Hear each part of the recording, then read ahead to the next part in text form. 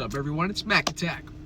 Identity shapes motivation, right? And a majority of people identify with being faithful, and faith is a vital state to have.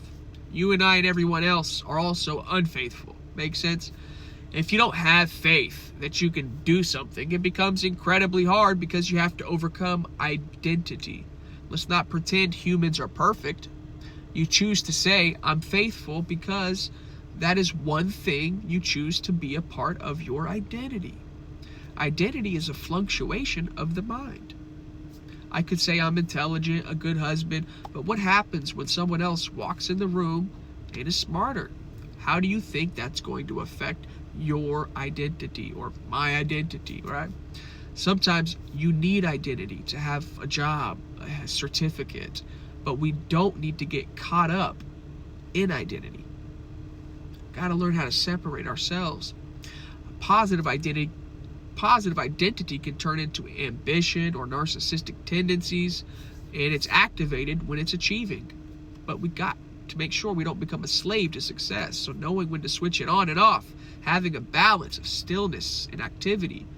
What we are is an organism in bliss. We must acknowledge our weak parts.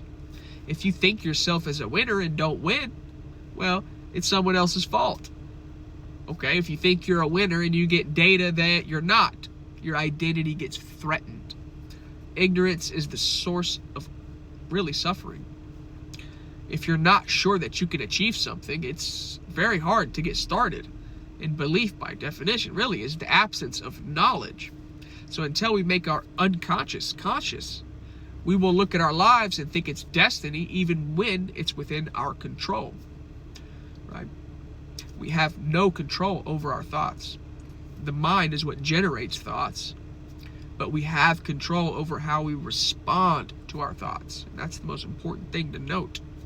As you change the way you respond to your thoughts will change, but you did not create them. Think of your mind as an untended garden, right? We grow weeds, so we remove them. We don't react to the thought or give in to the thought, and over time, it's going to wither.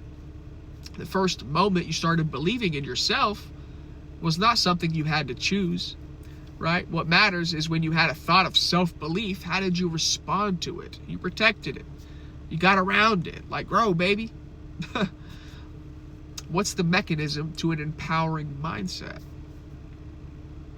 It's responding to certain thoughts in a particular way. But you still don't control. So it could be a negative thought you can't control, or something else, but it's what you nurture, okay? Some people's antidote to anxiety, for example, in relationships, is by checking their husband or wife's phone, right? And what we feed grows. So we control how we respond to the thought itself, right? Whether in your 20s, 30s, 40s, it doesn't matter. Your mind is an untended garden. So there might be some beautiful things there, but there also might be some rocks that you don't want.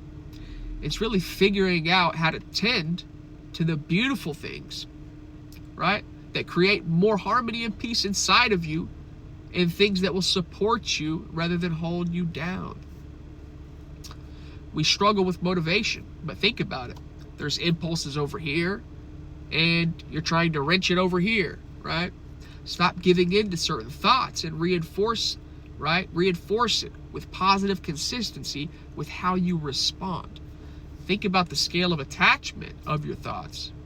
Thinking a thought is an action in itself. It's all about the response. The response is an action too. So what are you? That which observes? What are you? The thing that thinks you're a wise, compassionate person? Belief is your estimation of your ability. The difference is capability is your ability, and belief comes from your own estimation of it and your data, your cognitive biases, right? Your perception, your emotions. Fear is going to try to protect you and tell you that you can't do it. It'll trick you into believing that you're incapable. Belief is a mental, hypothetical construct. The way we respond to the impulses in our mind is the most important action. Say, I believe I cannot do it. Are you going to listen to that belief? How do you respond to your beliefs? Most of our suffering comes from not knowing or a lack of being aware. We as human beings affect the human beings around us.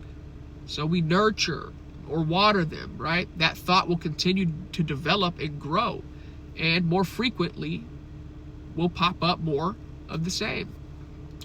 So we begin to really start firing and wiring, right, our brain to generate nurtured thoughts, more of them. The moment you are aware of something, you gain control. So you are not your mind, you are that which experiences your mind, and no one else experiences your mind. Each of us have a unique perception. So you are the awareness that observes your mind. Confidence doesn't come from surviving. It comes from surviving failure. When you believe in yourself, right?